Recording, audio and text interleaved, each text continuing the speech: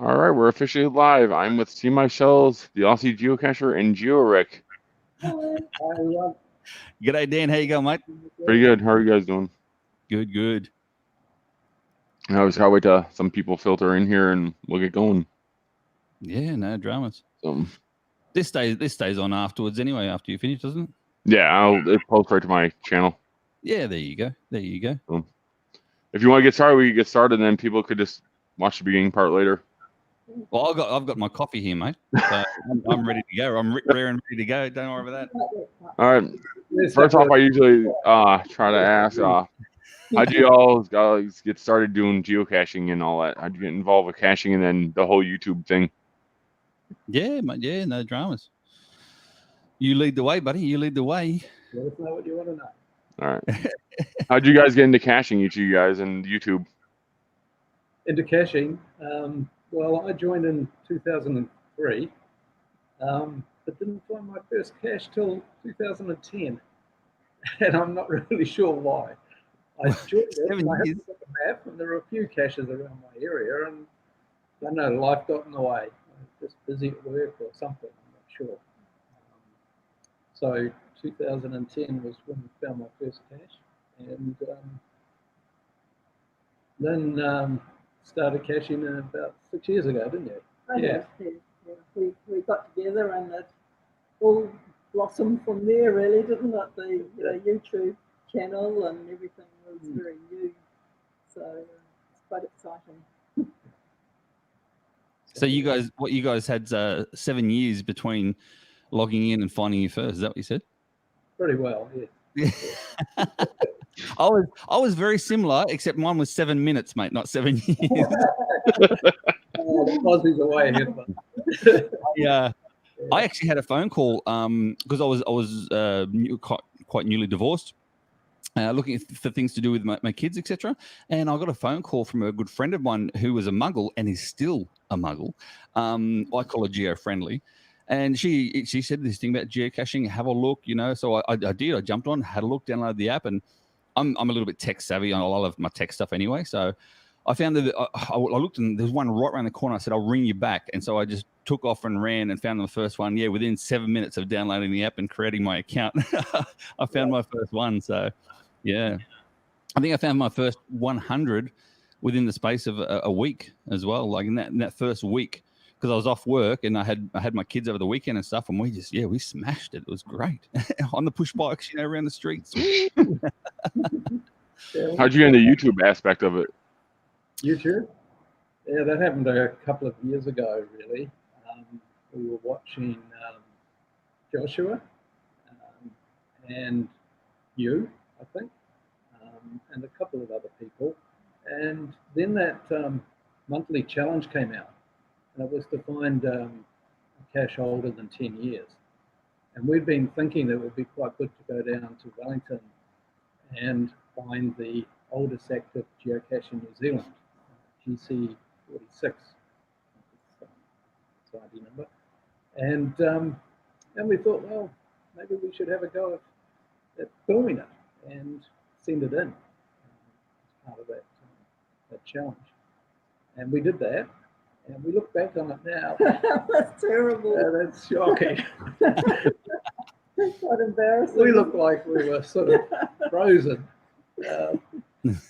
Lucky to get our mouths open and say something. It's been a big learning curve, hasn't it? It's been a huge learning curve because we're sort of fairly private people, I suppose. We're quiet. Not the typical YouTuber. No, from what we saw. Certainly not up to Joshua's standard. I don't think anyone will ever get up to Joshua's standard. I call him the vlog father. That's what I call Josh. So that's how we started, and then we'd reached a stage where we'd done a lot of local geocaches, and some a little further away. And we were thinking, like, where do we find out where the good ones are? We hadn't gone to any events, so we hadn't met anybody else. And it seemed to us that it might be good for other people if when we do find a good place, if we film it and put it up on YouTube. And that's how it sort of started. The idea was we'd find an interesting place to go and some interesting geocaches to find, and then just share it. And if people, who are looking for some place to go, that might be useful to them. And of course, it records our trips and our visits and things as well. It's good to look back on them, isn't it? It's great. I mean, every morning we get up to have breakfast and turn on and watch Like memory lane. Get memory lane, yeah. So that's sort of how it blossomed from that first monthly challenge with Joshua and Look Out Lisa. They do a good geocache, sort of the monthly trivia, well, not trivia, the monthly adventure thing, whatever you want to call it. But I find it good because it actually gives you inspiration to go out there and actually do some videos as well. Because as you guys know, like doing these videos is hard work. The editing kills me. So the editing for me is an absolute killer, and that's why I've kind of gone towards the Periscope side, something that's live, something that I don't actually have to edit at all, and just do what I do, and that's it. And to be honest with you, sometimes going live and not editing it as well, it creates it's more personal, and it's a lot funnier, I feel, because the stuff that I say sometimes is just, I look back and go, yeah, she can be very funny. Can you believe that happened? I mean, in one of my live Periscopes I still remember I was walking through Sydney. And I was doing my Periscope for the day and my cache for the day, because back then I was on a streak. And I went through this little laneway, and it was called a Cat Alley Laneway. And it was a little laneway in Sydney, and there's cat pictures everywhere. It was beautiful. It was absolutely gorgeous. There's ferns and plants throughout this whole little laneway. You couldn't drive up the laneway. It's a walkway only, but there was seats as well. Now, the cache was just a little nano, and it's placed on a particular sign, and the sign's actually got a cat on it, not a wildlife in the area. It's just a cat. You see it instead of a cow. And but there was this one lady sitting underneath it on the seat reading a book, and I went, oh, you got to be kidding me. I waited for about 5 minutes, couldn't wait her out. I thought, you know what, I'll start this Periscope. So I started the Periscope, and I explained to the Periscope watchers as well, look, there's a muggle sitting right under the cache. Let's go and try and find this, and interrupt her at the same time. So as I'm videoing like live, I come up to her and I go, "G'day, how you going?" I said, "Look, if you don't mind, I'm filming live. This is going around the world. And I talked about the location, you see." And she's like, "Oh yeah, it's so beautiful here, and the plants and the trees and the pictures and all that sort of stuff." Well, as she's there talking to me, and I had her distracted, my arm reaches up slowly. I feel the nano. I pull it down and I quickly hide it in my hand. I go, "All right, thank you very much. I'll talk to you later. I'll go up the rest of the laneway." Went up to the rest of the laneway, sat there, signed a log in front of everyone on the Periscope. Everyone's laughing on the Periscope, going like, "Oh, wow, look at you, Mr. Sleuth." I said, "Don't worry, guys. I've got to put this thing back yet." You know what I mean? So things like that for me, I enjoy the live aspect of it a lot more than the video stuff. But I am actually creating some new videos as we speak, more basically aimed at the beginner cachers, like the ones who have just started or they're looking into it, the younger generation basically, because things out there like TikTok, for instance. TikTok's a new platform, and it is huge. This platform is absolutely huge, and it is going to be the new YouTube. I can guarantee that. So I've jumped on there on this platform. I mean, I had a 15-second clip, 15 seconds of me showing a workout sort of area, like in a park, and me grabbing the cache and going, "Cache." That's it. Not even my face or anything. That's it. Just the video. 15 seconds, cache in hand. That's it. It's had nearly 200,000 views. Oh, 200,000 views. I'm like, this platform is incredible. Like this YouTube thing, no, that's too hard work for me. Like this.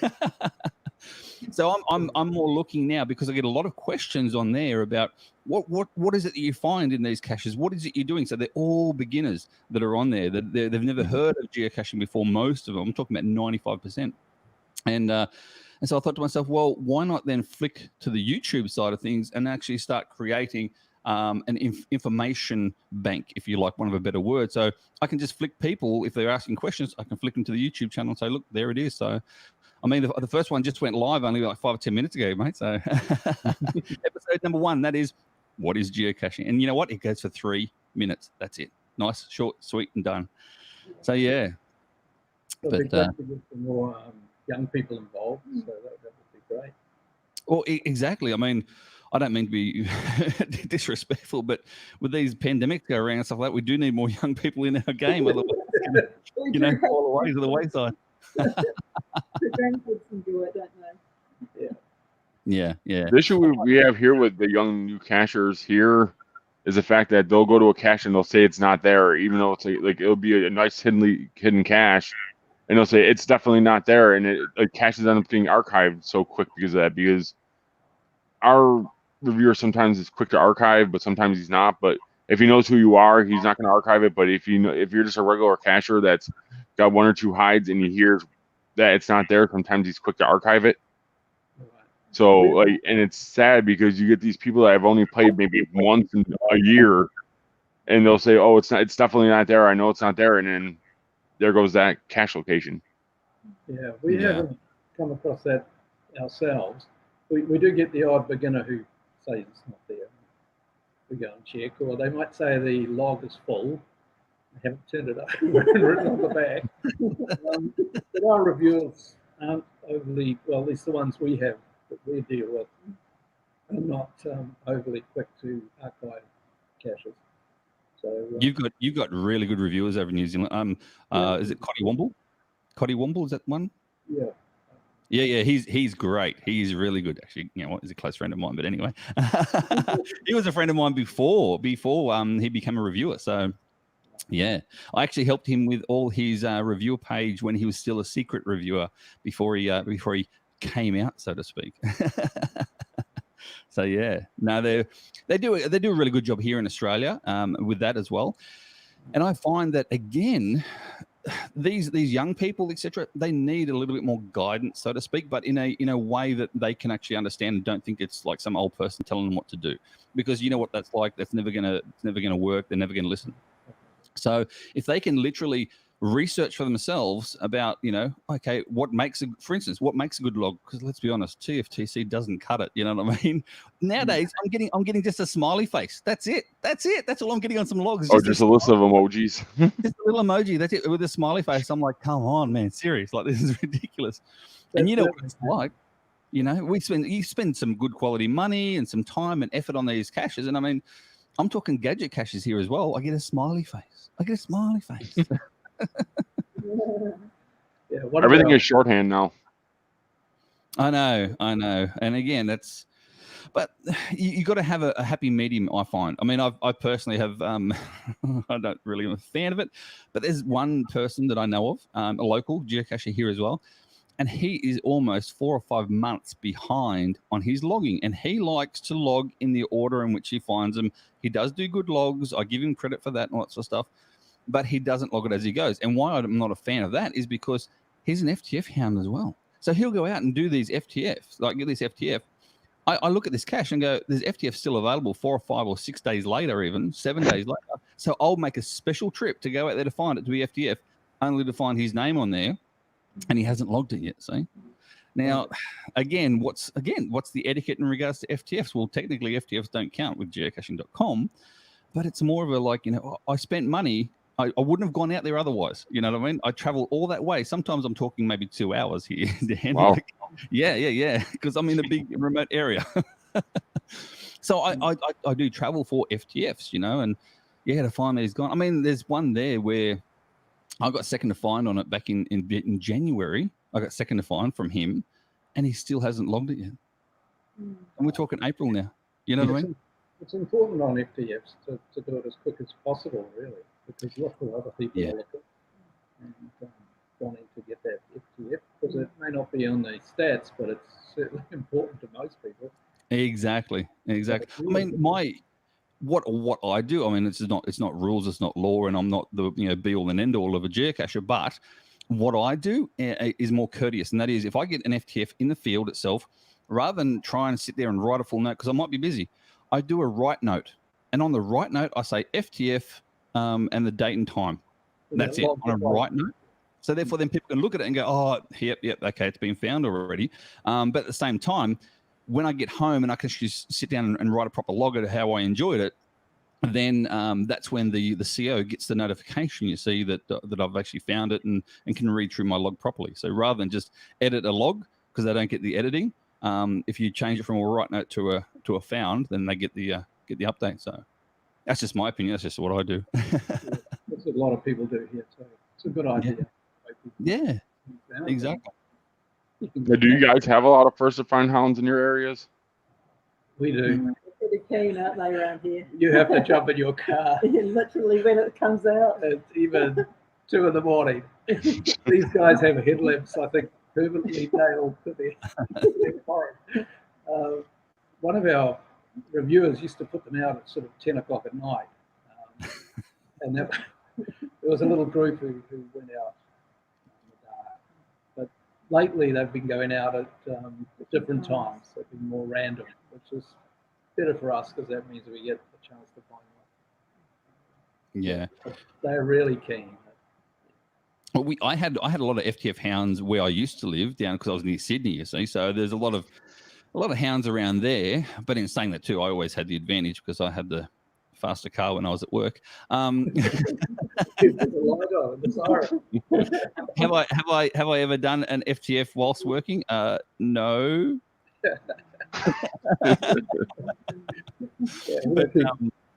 But where I live now, because I'm right up the coast now, I'm near a place, Byron Bay, but just inland from Byron Bay. There's maybe 2, including me, hounds, 2 or 3. So when one of them puts out the cache, and I just whatever, I'll find it soon. And I find that especially the traditionals would obviously get found quicker.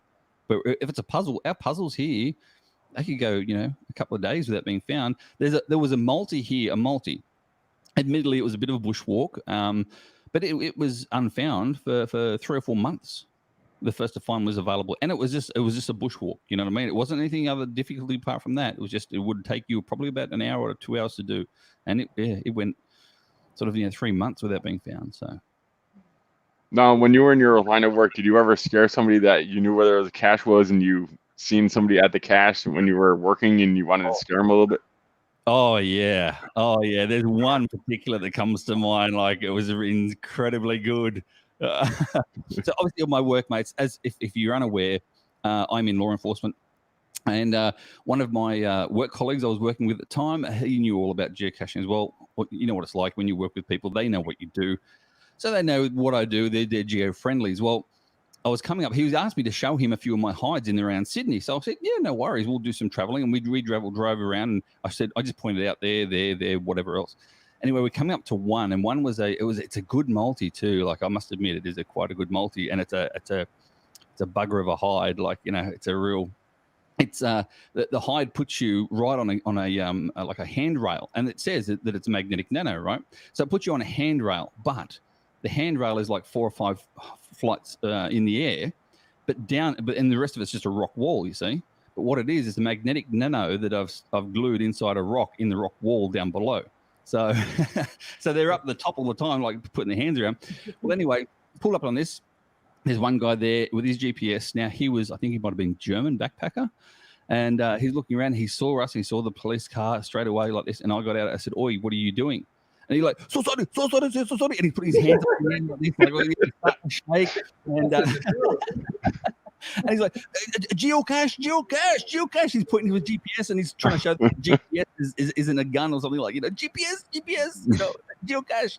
And I said, well, have you found it yet? He looked at me, and I said, you haven't found the geocache yet? He's like, you know geocaching? I said, I went up, put my hand out, and shook his hand. I said, you've just found the CO like this. He's like, oh, show me where it is. I've been here for an hour. Show me where it is. I've been here for 1 hour.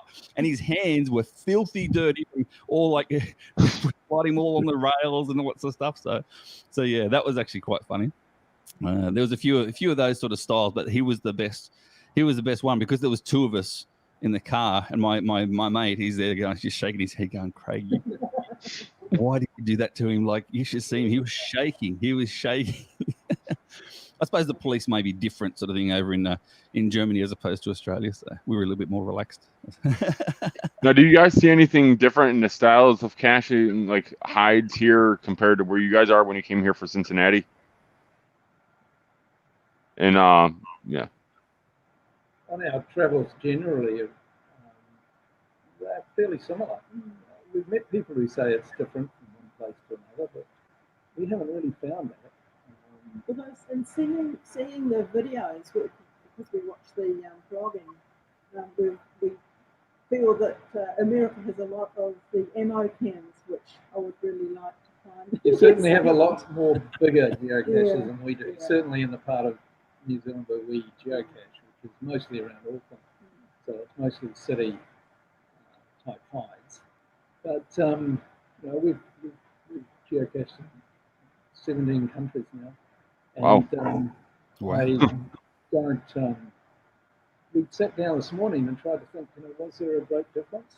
Not really. Some places use slightly different containers for the traditionals. But yeah, geocaching. You know, you walk up to a place and say, where would I hide it? Got a pretty good chance it's going to be sitting. If there's a pile of rocks. Unless it's in a little rock down the bottom of. Mate, yeah, I've cached over in New Zealand, and I did a 2-week tour over there. One of the megas. Where was that? The mega. I can't recall where the mega was now. In Tapau, was it? Tapau. Taupo. Yeah, Tarangi. That was the one. Tarangi. Yeah, that's the mega I went to over there, and I found the best thing, guys. And if you're watching from anywhere in the world, the best thing about geocaching in New Zealand is there's nothing can hurt you. And this is coming from where if I look at a log or even a suspicious pile of rocks, a spore is sitting there under a tree. In Australia, you still have to poke the thing with a stick in case there's actually snakes on there. In New Zealand, you can put your hand like shoulder deep under a log, you know, without any worry, without even looking first, just to have a feel around, you know. That it's amazing. Geocaching New Zealand, for that reason alone, for me, was just absolutely amazing. Well, the problem we face is that we're so used to doing that in New Zealand that when we get overseas, we just And it was funny because we were when we went to America, we were walking through a forest, and it was beautiful, you know, really enjoying it, and, you know, clambering over fallen logs and things like that. And when we went back to the Airbnb, the lady said, kind of said to us, "Oh, I don't think that was such a good idea because we have snakes." She said something really strange to us. She said, "Did you smell cucumbers?" And I said, "What is this?" And she said, "Well, the copperheads, is that right? When they mass in a group In America, yeah. They give off a smell, and that you can sort of sense that they're in the area." Well, we had no idea of it. And in Europe, I don't know how many times we've stuck our hands in the stinging nettles. Oh, yes. Little green plants around a geocache are no problem in New Zealand, although I have heard that some people have had that problem here, but we haven't had it. And you just stick your hand in there and go, "Oh no, not again." Or you're walking through and you think, "Oh, boy, hands, you know, the stinging nettles." I don't even know what poison oak is, but anyway. Well, I've got family relatives over in New Zealand as well. And yeah, you guys had, I think she showed me a news clipping. So this made national news in New Zealand. They found a snake in New Zealand, a snake, and it was a python. And it looks like it may have come over on some sort of ship or boat and containments or whatever else as well, like a container ship. But yeah, they actually had a snake that they located a harmless snake in New Zealand, and it made national news. So there you go. The word snake is pretty scary for a Kiwi. And so New Zealanders hate Australia in regards for two reasons. Number one, watch their faces. You ready? Watch their faces. I'll say one word: possums. Yeah. There we go. See, possums. Australia introduced possums to New Zealand on the proviso for gaming, so for hunting and whatever else as well. Well, there's nothing to kill the possums over there. So the possums literally just they ran riot, like they're mating and breeding and they ran riot over to the point now where they are actually a national pest because they're eating all the forestry. Am I wrong? Yeah, definitely, and also young birds and things exactly like that. So it's exactly. it's a huge problem here. We have if you go back to pre-people coming to New Zealand, because 800 years ago there were no people in New Zealand and never have been. And once people arrived, the odd rat, dog came, and then pigs and rabbits and possums from you guys. All those things. You're welcome. The native wildlife can't hack it. We have a lot of flightless birds, which are used to walking around on the forest floor because there's nothing to attack them. There are no mammals, apart from a very small bat. There are no mammals. And of course, once these mammals like rats, stoats, possums came in, they just devastated the place. And in fact, what we've had to do is a lot of our offshore islands, we have now cleared them of all the wallabies. You sent us some wallabies, Steve. Yeah, we did. They're so cute. Possums and rats, and we've cleared those islands so they are like floating arcs. The flightless birds can regain their numbers. And we're trying now to find parts of the mainland, the main islands. We can do a similar thing, and we're putting predator fences around various areas so that we can regain the numbers of those very rare birds. Yeah, that's right. I mean, your bird life is quite nice. As I said before, I've been over there on the trip, and what are they called? I think they're called keas. Are they keas? Yeah, keas. I mean, these are a big. So Dan, what these are is they're like a parrot sort of bird. They're quite a large bird. But you know what? They're the New Jersey bird of New Zealand. Now, if you don't know what people don't know what that is, it means, like, without being rude, but they are buggers of things. Like, they will do anything. They don't care. These birds do not care. They will land on you. Buzzards? No. They're like a parrot. They're actually like a parrot, very similar to a parrot. They'll land on your car. They will then, with their beaks, they will then tear out the rubber stripping between like the windscreen and the car. You know, and it happened to me. I had a hire car, for goodness sake. You know what I mean? And here is this bird. I go in for a coffee, and here's this bird. I come back and like, oh, look how pretty this bird is. And next minute, he just looks at me. He looked at me with these eyes, and then just kept on doing what he was doing. I'm like, what are you doing? They don't care. Seriously, do they attack people? No, they don't really attack people, but they're not scared of people. No, not particularly. They're very intelligent bird, and they do look at you just like a person. Yeah. Or a dog would look at you. You can see their intelligence in their eyes when they look at you. They have a very big curved beak too. But I mean, you can shoo them away. Yeah, exactly. You can. I mean, you go up to them and sort of frail your arms a little bit, and they'll fly off. Like but they're not overly scared. They're not timid as such like that. They'll wait for you to come right close to them before they'll move because they're enjoying themselves. They like the taste of this rubber. You know, it's just insane. That sounds like the buzzards here. That I don't know if you've seen the buzzards when you guys were here, about how they just eat meat. They don't attack your car, but they'll stand in the road. You'll get within 5 feet before they even start to fly off. They're not scared of nothing. So yeah, no, birds too, aren't they? The buzzards, yeah. A big bird. That's crazy. See, here in Australia, our version of that is called a cockatoo. And they're the white ones with the little mohawk. The yellow mohawk comes up when they're all excited and stuff. They're the ones. They're like the New Jersey bird for Australia. And they will do the same thing as what your Kias do to a point. I mean, they don't really wreck the cars and stuff like Kias do. But over here they'll go around and they'll wreck like telegraph poles. You know, the lights, the street lights. They'll sit there upside down picking at these street lights until they get all the rubber out, and then the street light falls and smashes, you know, and then they'll go Seriously? Wow. Yeah, cockatoos. Have a look. YouTube, guys, cockatoo behavior, and you will go down a rabbit hole like you wouldn't believe. So what was that?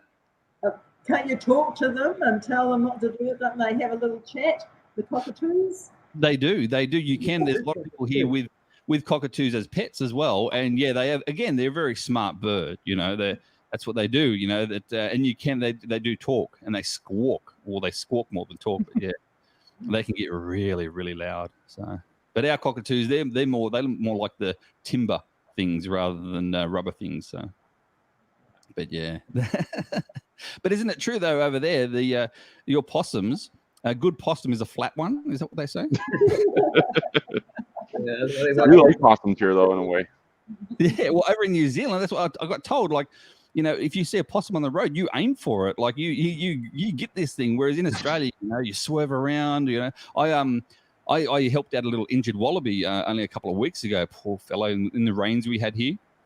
He was saturated away from his mum and everything else as well. And so he looked at me, and I just grabbed him up and took him to our local vet. And we have what we call WIRES, which is a wildlife federation here, and they look after him. And they looked after him for about 2 days, and then they went and actually put him back where I'd picked him up from, so he could try and find his mum again. So that's the difference here in Australia. Whereas in New Zealand, they find a wallaby, and guess what happens to that wallaby? It doesn't get looked after in the good way. I nearly made a terrible mistake once. I was driving about 1 a.m. through a forested area, and I saw this dark shape ahead of me, and I thought, "Oh, possum! I'll get him." But something made me hesitate, and I didn't quite look like a possum. Turned out to be a full-grown kiwi wandering around on the road. No. Very, very pleased to accelerate. See, an actual kiwi. An actual kiwi, it was like the bird.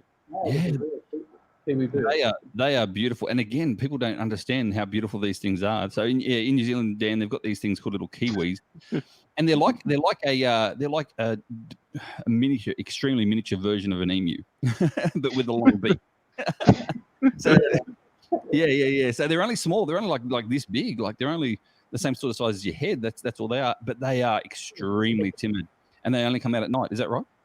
Yes. Yeah. Well, usually. Yeah. It's the only one I've ever seen in the wild. Yeah. It's very rare to see in the wild. You're very lucky if you can see one. Yeah. In the forest, because they're nocturnal. Exactly. You see them in a few zoos and things where they have dark, and you go and see them there. Yeah. Okay, you brought up kangaroos, Craig. Did you ever face like a mother or father big one, like when you were caching? Oh yeah. I only had one actually stand up, but that's because he was a male, and he had his little harem of women and stuff, and they had a few babies with them, joeys with them and stuff in their pouches and whatnot. And yeah, he didn't stand up to me. He doesn't come at you. He just stands there and stands his ground, flexes their chests. They flex their chest, and seriously, man, like this thing looks like a hard-ass bodybuilder. Like when they flex, they sit there and they flex, and they move their arms like this. And the way they move their arms, in their arms, you can see muscle tone. In their chest, you can see the muscle tone, and they just stand there and just stare you down. I've had that happen once, and yeah, I just slowly went up towards the cache, which is just past him, but I didn't have to get too close, and he didn't advance towards me. He just stood there and watched, so that wasn't too bad. But yeah, they can be a little bit. They're more feisty with each other than they are with humans, so they're not too bad with us. So they're not really too aggressive? No. The worst thing about the kangaroos here in Australia is dawn and dusk in a country sort of area. You got to be careful driving, because they're like your deer, mate, over there in the US. Like they've got literally no idea. Like you'll be driving along in the lights and stuff, and that you can see them hopping along beside you. And as soon as you see them hop at all beside you, you start to brake, because sure enough, they'll just go straight in front of your car, and they do more damage to the car than what you do to them normally. So, now, do you guys have wild boar in any of your countries over there? No. Oh, boar, like in pigs. Yeah. Oh yeah. But it's rare here. And people will hunt them. They were introduced by Captain Cook. So the wild pigs are called Captain Cookers. And yeah, people hunt them. It's very lovely meat.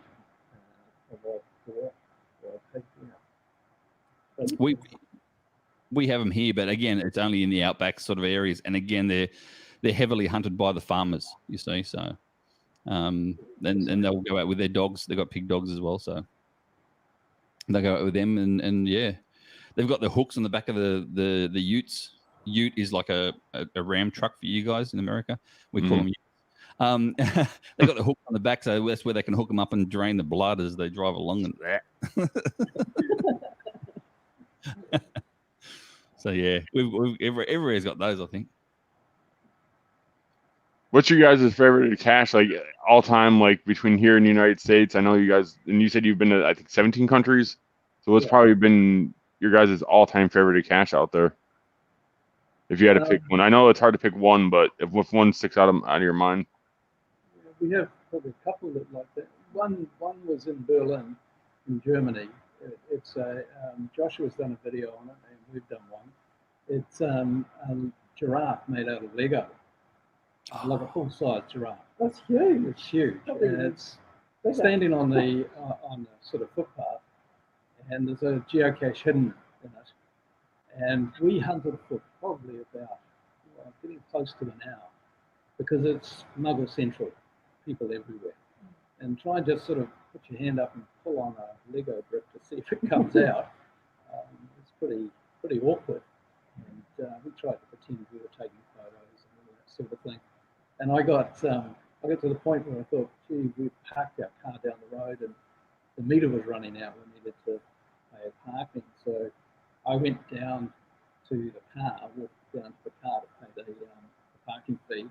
And Lynn stayed, and I think you just sat down, didn't you? Yeah, I just sat down and was just looking at the people, looking at the giraffe, and a little boy let out this, the little kids there, and he let out this kind of cry, and he picked up this piece of Lego, and so I rushed over to him and said, "Oh, don't worry about it, don't worry," because he thought that he had broken this great big Lego giraffe, you see, and lo and behold, in my hand was the cache.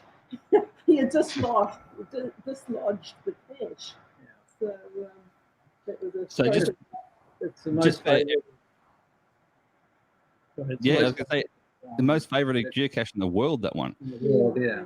Yeah, so just for everyone's information, that is GC13Y2Y. GC13Y2Y. There you go. See, at this current, or not currently, but at the time of this publication that I'm reading now, it had 5,787 favorite points. Wow. Oh, wow. And we saw other geocaches there on the but we were there. People were coming and going all the time. We wouldn't have found it, I don't think, if it hadn't have been for that little child. No, we probably would have given up. We're just really lucky that day. The other one was out on the Galapagos Islands. There's a virtual there, which is being placed by a geocacher way back. I think it's about 17 years ago. So it was an early virtual. And he'd chosen a small little prickly pear cactus on the islands. And he wanted, every time he came, he wanted to see how it grew over the years. So he asked each geocacher to take a photo of themselves in front of this prickly pear cactus. But we spent quite a bit of time trying to figure out which one it was, because on the cache page there was a small little cactus that looked like Mickey Mouse, it had a couple of pieces on it. And when we got there, the thing was way over our head and it was huge. But there were also half a dozen others around the place. It was quite good fun. And it was quite funny because the group that we were with kind of almost made their way back down to the beach, hadn't they? We were still trying to work out which cactus the geocache was referring to. And you have to keep close together. They don't want you wandering everywhere. Obviously, it's a nature reserve, so you have to pretty well stay with the party. And we were frantically trying to figure out which cactus this was. I think we took about half a dozen photos in case one of them turned out to be the one. Without being rude, that sounds like a prick of a hide, but anyway. I think my favorite, well, see, it's different for me, see. My most memorable cache is for personal reasons more than anything else. Like the cache container itself was an ammo can, like a basic ammo can, that's all it was. But it really signifies geocaching for me, what it was all about. It was a few years ago now. At that point in time, as I said before, I was newly divorced and whatnot. I had just gone through some divorce-related things, we'll say that, and I wasn't in a good frame of mind. And I was driving home, and I was terribly upset about different things and whatnot. And I thought, you know what, I'm gonna find a cache. I'm gonna find a cache, and the cache was on the way home. And it was a multi, and I saw this one. It was a multi. You could park, and then you had to walk the stages. So I parked the car. I got out of the car, and wasn't feeling too good at all. Got to the first waypoint, whatever. I collected some information that I needed, and I looked around. I thought, this is a really beautiful area. It was very calm and peaceful. Some birds were chirping, and all of a sudden, my stress levels started to lower. You see, I'm not realizing it. I just kept on. It went to the next waypoint. And the next waypoint was this magnificent little waterfall creek sort of area. And I took my shoes and socks off and I walked through this creek, and the cool water again, my stress levels lower and lower and lower again. By the time I got to just about to the last particular waypoint, or the final, there was this bright orange mud. And I don't know what was orange in it. I don't know what it was about. It probably wasn't good for me. But you literally had to walk through this orange mud. And all the cache pages say about walking through this orange mud. It's like a rust color. So I walked through this orange mud. It was about knee deep as well at the same time. And I found the cache, as I said, ammo can, signed the log. And by that time, I was so chilled, relaxed.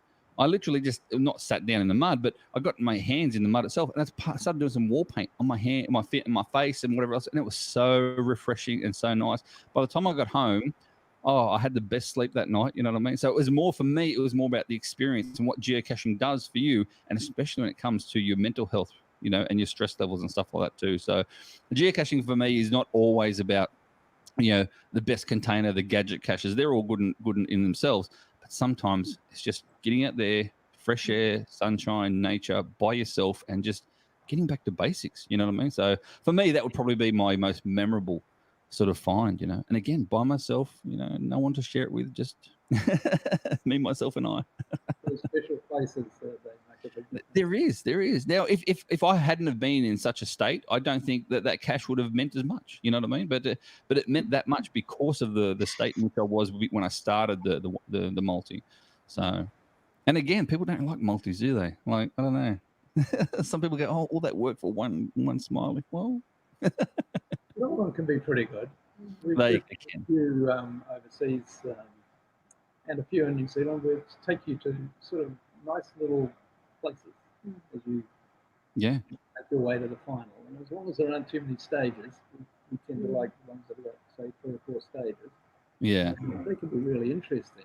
We did one around a cathedral in Krakow, Poland.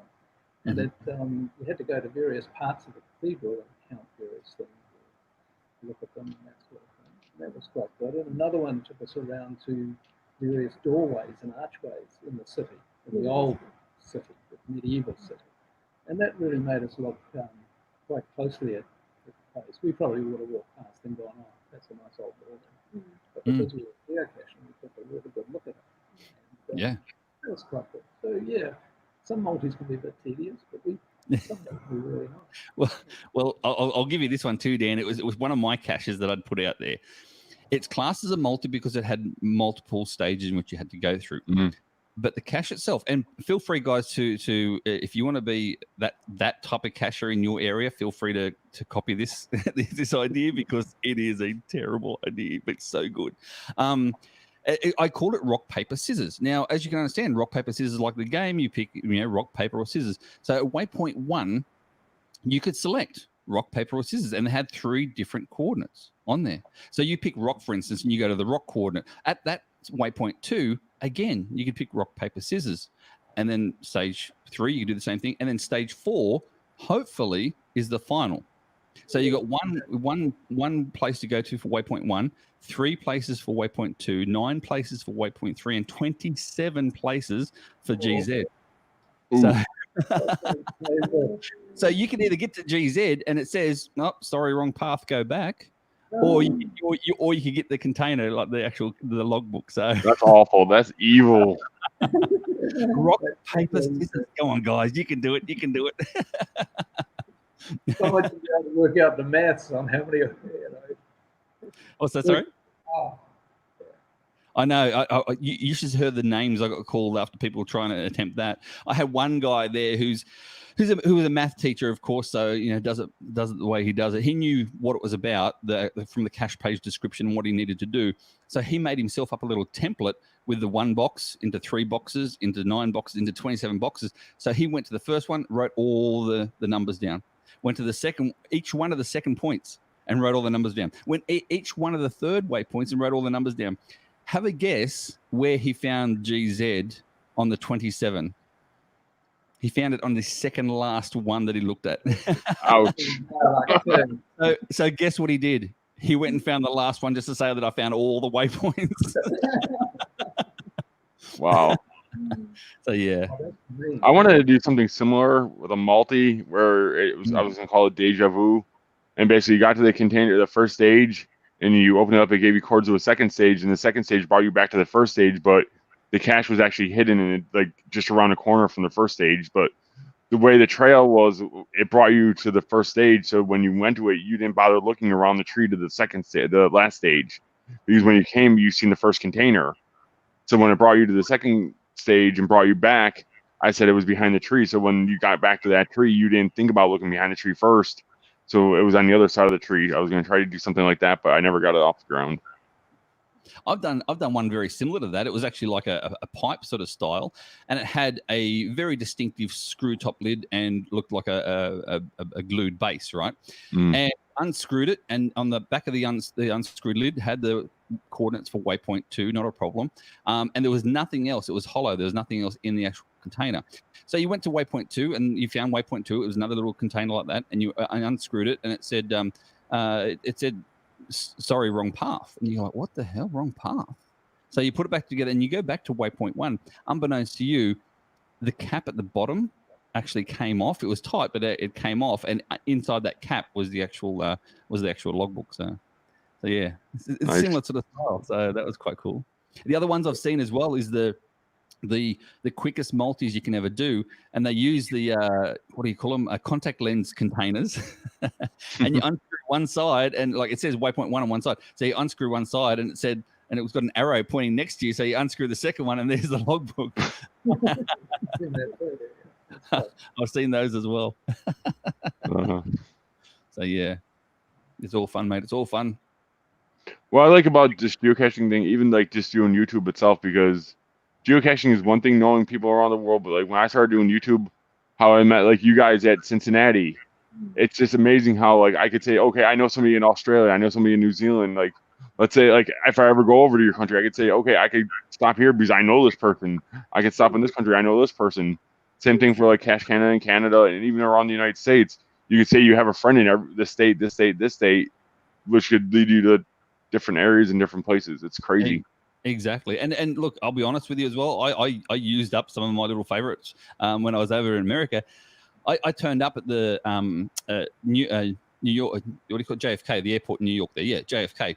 I got picked up by a local geocacher there. He picked me up from the airport, drove me across to the border to New Jersey where I picked up my van. And then he said to me, he said, look, because I was going to stay in my van the whole time. And he goes, no, look, I've paid for accommodation for you. So he actually gave me accommodation for 2 nights in New York, you know what I mean? Or in Long Island, I should say. That was the first 2. And then as I travel around in West Virginia, I stayed with great caches. Like, you know, again, they saw that I'd had an hosting event there. And they said, where are you guys staying? I said, oh, in my van.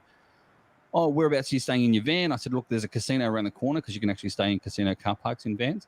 There's a casino around the corner. And they're like, no, come to our place. You know, this is where we live, whatever. I was like, oh, okay, thank you. So yeah, I stayed with them. I stayed with another person in near Cincinnati as well. And again, each time they were really nice in terms of meals. You know, use their washing machine to wash my stinky clothes that I've been traveling in for the last few days. You know, that sort of thing. And even in California as well, I stayed with another couple over there. And again, it was brilliant, absolutely brilliant. So as you said, Dan, yeah, you meet the most wonderful people in this hobby of ours. And I do call it a hobby. You know, some people call it a game, some people call it sport. And to me, it's a hobby. You know, it is just a hobby. And you meet some wonderful people, and you make friends for life, mate. Absolutely, friends for life. I love that van. When I seen it at that summit that we had, that thing was amazing. Yeah. Oh, mate, it was incredible. I did my research on it, and technically, well, they are these owners of that company started in Australia. So we started in Australia here, a place called Wicked Campers, and they've got them in New Zealand. Look at their smiling faces over there. They've got Wicked Campers here in Australia and in New Zealand, and they started off as these 2 young blokes, and you can tell because they do these old campers here, and they do them up with paint work and everything as well. And they got a bit rude when it comes to some of the paintwork that they put on these vans out here, to the point where the marketing company and everything of Australia got involved and said no on these few vans, and they had to repaint them, you know. So that sort of thing. So they started that here in Australia and New Zealand, and then when they went to America, They created that company in America, but they call it Escape Camper Vans in America, and they didn't do it as they did it a bit differently over there. It wasn't aimed at backpacker sort of style, which it is here. Over there, it's more aimed at the adventurer more than backpacker, and so that's why the vans are bigger. The graphics on the side, they're actually painted by local artists over there too. So, yeah, that sort of thing. So that van that I had, yeah, it was superb. It had a kitchen in the back. You know, I slept in the back of it too. So, you know, and I could pull up to anywhere, and people wouldn't know that I'm sleeping there in the back. You know, it's good. Did you guys get a chance to see his van or no? No. Well, I put a YouTube clip. I did like a around the van because a lot of people were asking about it. You see, so many people asked about it. So I did a YouTube clip and showed the ins and outs of the van, what the goods and bad was with it. You know what I mean? So yeah. I suppose I'm most proud. The fact is that I was driving on the other side of the car, on the other side of the road, from the very start of when I jumped into America, and I followed my mate who picked me up. I followed him.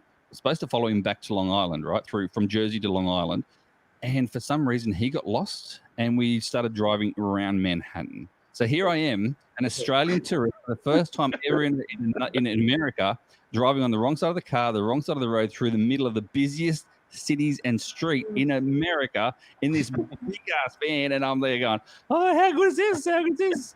I saw a couple of police go past on way, beep beep, yay! They're like, "You're on the right. I'm on the correct side of the road. It's all good. It's all good." Did you get any tickets when you were over here traveling across the country, or no? Well, no, not. I didn't get any traffic violations. No, that's what you call them over there. I didn't get any traffic violations, but I did get a bill. I can't believe it. Like 3 months after coming back to Australia, because I went through some toll gate somewhere in New Jersey, and I didn't. Oh, I know how that is. I'm from New York originally, and there's tolls for every little thing up there. Man, I'm telling you now, because I've obviously been back to New Jersey recently as well for a couple of weeks, and see, here in Australia, we have what we call speed limits. You know, there's a sign there that says a number on it. In New Zealand, they're the same. It's a speed limit. In New Jersey, it's a speed recommendation. You know, like they don't. It is technically a speed limit, but they call them recommendations because no one adheres to the actual speed limit in New Jersey. It's insane. It's the same in Georgia because they'll have 55 miles an hour on the sign, and literally people are within inches of each other down in the city going 95, 100 miles an hour. So yeah, I know. And there's 8 lanes of traffic going both ways. So if something happens, you're just like, you hope nothing happens in front of you because you're going to be collected in it no matter what. Yeah. But I think my favorite, though, was because the second time I've been to New Jersey only recently, I only got back just in time, too, with all this virus stuff, which is good. We did a long weekend travel from Jersey through, we did 5 states in the one day up through, and we end up in, where did we end up in? It's the state that doesn't count, they call it. I'm trying to think now. Rhode Island? Rhode Island, that's the one. See, it's the state that doesn't count. End up in Rhode Island. Mate, I'm telling you, if you haven't been to Rhode Island, it is absolutely gorgeous. The castles.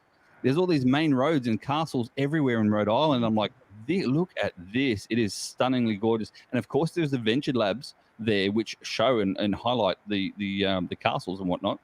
Well, it was only last week. Here I am watching the American Pickers on TV here. And what happens? They're going down the same roads that I went down. And I'm like, look at that. Yep, been there, done that, bought the T-shirt. So yeah, that's it's so many different places to see over in America. Like every state's different, you know. I think my favorite state of all with going across, because I've been through now 27 states. I've got caches in 27 states in America. And then my favorite was Wyoming as a state. Oh. Yeah, Wyoming. Beautiful, beautiful country. Have you ever been to Wyoming, you guys? I haven't, no. But I know how it is there. Yeah. I think we've cached in quite a few states, but nowhere near that. I think out of 15. But there was a particularly Pennsylvania, the Laurel Highlands, up around that Frank Lloyd Wright House, Fawley Water. Mm-hmm. That was an amazing place. Yeah. We know how you feel about the roads and things. Dallas Fort Worth. That was a long On a ride. really hot day, we're on a motorbike and we came into those big interchanges. I don't know what you call them, but they're like spaghetti. It's all over the place. It's boilingly hot. It was over 40 degrees Celsius, and yeah, it was for Kiwis facing these roads, and the traffic was The end of the long scary. day. We got through Fort Worth, and then we hit Dallas. Yeah. Oh, here we go again. It took hours to get through. Yeah. We Yeah. picked No. up- I loved Wyoming. I think because it brought back childhood memories, believe it or not. Because I remember going through Wyoming. I remember as a child, etc., I'd be at my grandparents' house, you know, and my grandfather loved the westerns, the western films with Clint Eastwood and all those the old school westerns he used to love. And so I'd walk in between him and the TV, and he'd yell at me, "Get out of the road of the TV! I'm watching a movie, whatever." And I'd turn around and I'd see the same sets, if you like, as I did when I was driving through Wyoming. So when I'm driving through, it brought back these childhood memories of me, like going, "Oh my God, like look now," you know. And I even had a word to my late grandfather and said, "You know, Pop, here I am, mate. Have a look through my eyes and you'll see it for yourself." You know, there's beautiful, beautiful areas. All those, I think they're called monoliths as well, where there's all the like a hill, but it's got a big plateau on top. So, yeah, exactly. And I think just to put a dad joke in there too, I think plateaus are the highest form of flattery. Oh, that took you a while, Dan. Jeez. Sorry, I'm not as old as you. How old are you, Dan? I am 37. Oh, you're close. Hey, what do you think I am? 37, right. 37. No. People age better down where you guys are than they do in the United States. We're under stress all the time, so Yeah, self-inflicted stress in some cases, mate. Let's be honest. You can't tell me what to do. I got rights. I got rights. I love it. It's the best. It's the best, mate. It's the best. now, do you think they're still going to have the celebration this year, or do you think they're going to end up having to push it back? The 2020 celebration. Well, that's what we're sort of worried about with the New Zealand Mega 2020, which is in October. And yeah, it's really hard to know. The problem is going to be for, like, we're in the high risk age group, so we need to know that if we do get sick, there's going to be somebody able to sort of look after us. And I don't think the vaccine is going to be there by then. There's the group aspect too, I think, isn't it? You know, the large numbers And then, of course, you've got to be able to get a flight. Mm. Yeah, they're canceling tons of them right now. So Yeah. I think it's all going to have to be pushed back if they have to make a guess at it. What's happened in Australia? Have your flights in and out? Is there something about it being closed till the end of the year or something? Do you know Yeah. that? I was going to say that's the rumor here at the moment is that so at this stage, very much like New Zealand, and as I was saying before we started this live chat, Australia is very much coming off the bat of New Zealand. New Zealand has done a great job when it comes to politically with all this virus stuff. You guys done a fantastic job, and I personally think it's a lot to do with your Prime Minister. You know, I mean, she's done a really good job with that. We've tried to lock it down as much as we can. At this stage, our borders are closed, so there's no flights coming into Australia, and there's no flights leaving Australia either at the moment. The rumor had it, well, not rumor. So our tourism minister and all that sort of thing got on air and said, look, after this is all finished, sometime like this year in 2020, when flights become available again, he said, make sure you look at flying all domestic first before you look at overseas travel. That's what he said. That got put out of context and said there's not going to be any overseas travel for the rest of the year. Because I think personally it's going to be very hard for that to happen because we need the overseas travel for our economy, for our tourism. I mean, same with New Zealand. The tourist dollar in Australia and New Zealand is what we thrive on. There's businesses here that just are going to go bankrupt because they don't have that tourism dollar, and overseas tourism dollar. You know what I mean? But at the same time, we can't let all the dirty New Yorkers and New Jerseyans into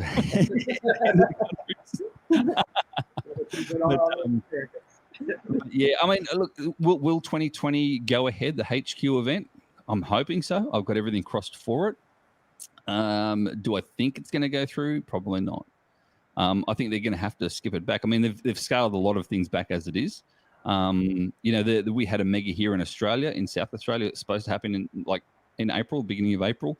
That's been put back now until I think August, October. There was another mega that was supposed to happen here in my state, in New South Wales, that was supposed to happen in June. That's been put back now to June 2021 as well. You see, so they're already scaling back here mega events that are coming up in 2 months' time. They're already scaling them back until next year. So if that's the case, I mean, trying to get a number of people over to one particular area in Seattle, you know, and even Geo Woodstock. Let's be honest, because if we were all going to go to the HQ, we're all going to go to Woodstock. You know what I mean? Yeah. So I feel so bad because I so wanted Geo Woodstock to be a giga. You know, I want to get there. We do the HQ event, do the Going 8 mega, do the giga. There's those three things. Hopefully, one of them might have a maze, for instance, as well. Like, you know, you get the locationless stuff, you get different states. Oh, it's GeoCacher's heaven. And then, you know, someone had to go and eat a bat. Yeah, I think they're going to end up shutting down all events for this year for some reason. By the time it gets like to August, September, I think they're going to end up shutting down all the events for the rest of the year and just make everything for the following year. Yeah, I personally think that's what's going to happen. Well, in a way, because we're really looking forward to going to all of those. Yeah. Those catch types would be just awesome. But yeah, even if there is limited travel, I think for us particularly. See, they could open up the borders, but that doesn't mean you guys are going to send your people over here because, like you said, your country's forbidding it anyway. So it doesn't matter even if they open up the border, nothing's going to be coming in. So exactly. It seems unlikely. But, it does. It's crazy. This is going to be this way until there's a cure, because all it's going to take is one person going into, like, let's say a mega event like that. And you know how mega events are. People are like, we're all meeting each other. We're in close proximity to each other. And 500 people have it within like a half an hour. Yeah, there's no such thing as social distance. In that situation, there's too many people. Yeah, exactly. We're trying to keep back a little bit. People behind you and to the side of you. Yeah, and people are swapping path tags, for instance. You know, they're getting up nice and close to you to take a photo of your chest because you got GeoCaching code there. I've got a tattoo there. Right. Yeah, almost a tattoo. Almost, it's just a shirt. I always laugh whenever I see, especially I find, I'll just say the more experienced geocachers, I'm talking experience with age here, when they've got their little digital camera out as well, and they go up to, you know, the ladies that have a badge on, for instance, there, and they get right up close, and I'm like, oh, you're so bad, man. If I wasn't a geocacher, I'd look and go, who are you? Like, only geocachers know about. Yeah, it's going to be a crazy few months. I think, like I said, I don't think they're going to have any events this year. I think they're going to eventually cancel them all. And they're just going to wait until it's completely gone, because, like I said, one person can infect so many people at a giga event or a mega event. It's insane. So I think they're going to end up shutting down everything. Yeah, I reckon personally they're going to postpone everything till 2021 and go from there. So the issue I have, though, guys, is I'm not sure if you're aware or not. I'm engaged to an American. Lucky me. No, she's beautiful. And she's from Jersey, so that's the reason why I can talk about New Jersey in a bad way. You're really dangerous, mate. Oh, yeah. I like playing with fire. It's the favorite thing to do. So in the visa process, because I'm engaged to her, you see, I've put in on the 10th of January, I started the visa process to go to America full time. And on what they call a fiancé visa. Now, the first process is a 3-part process. The first process was supposed to take 7 months, and then the next process is 1 month and 1 month after that. So I was looking, you know, around the November time anyway, October, November, before my visa gets approved. I've then got 4 months to do the move over there and get married and settle. Well, the first part has already been processed. Like, that's how quick they've gone with me. I don't know why, but all of a sudden I got on the 7th of April, I got approved from the first part, which only took 3 months instead of 7 months. You see, so I'm only going to have to wait another 2 or 3 months now. And here I am. What happens to my visa if it runs out before I'm allowed to actually travel to America? That's the thing too. So we'll see. That'd be a weird accent, because you have the Australian accent. She has the New Jersey accent. That's going to be it's great. It's great. And she doesn't, and we both don't lose our accents either. So mine actually gets a little bit stronger when I'm around, because when I was over there, I was with her friends and stuff, and you know what it's like. You put it on a little bit. G'day, guys. My name's Craig, also known as See My Shell. How you going? You can. I've put it on a little bit thicker sometimes when I meet her friends, you know, and everyone over there, the Americans, they're like, oh my God, I love your accent. Oh, and some of them. I went to a gas station. I have to call it a gas station because they don't know what a petrol station is. I went to this gas station and I was talking to her and she says, "Oh, I love the accent. Where are you? Are you English? Are you English?" And I go, "Well, no." I said, "You know, I'm from. I was just saying before, I'm from Australia." And she goes, "Oh, so you're not English? So okay, are you British then?" I'm like, "That's the same thing." I find a lot of Americans didn't do geography outside of America. Let's just say that. We get taken for being English too. Yeah, we do. Yeah, you guys do as well. Yeah. The odd person, if you're in California or somewhere there, the odd person might think, are you Australian, New Zealander? We get the odd knows. Yeah. Once you move out of California and go into places, you go east and it gets thicker, especially like New York and Brooklyn. Oh, I love the Brooklyn accent. Oof. Oh, I love her. I love her. That's what they say. Like, drive my car. I get my car. But yeah, no, accents. As I said, I don't lose it, and she doesn't lose hers. And yeah, it is actually quite little. I mean, in the beginning of our relationship as well, when we used to talk to each other via Skype calls and whatever, and yeah, she was just bemused, and we still do to this day. There's words that come out of my mouth or her mouth, and it doesn't mean the same thing. We were talking yesterday about something about I said you were rousing on those animals, you see, and she's like, no, the animals are rousing. I went, what? And she goes, rousing here means fighting. I go, no, rousing here means that you're actually telling them off, like they're in trouble, and you're telling them that they're in trouble. So again, it's just little things like that. It was one word, you know, it's different meanings. Sometimes that's a bad thing just to say. Here I am meaning one thing, she takes it another way. Oh, no, that's not good. So yeah. Are you guys able to speak any other languages? Well, yeah, come on, let's be honest. You know, I can speak Australian and American and New Zealand. I can speak English. Like, you know, there's 4 for me already, just right there. Sort of okay at the English, but I can actually speak New Zealand as well, just a fush and chops. Yeah, we have a lot of Maori words in our everyday speech these days. Yeah.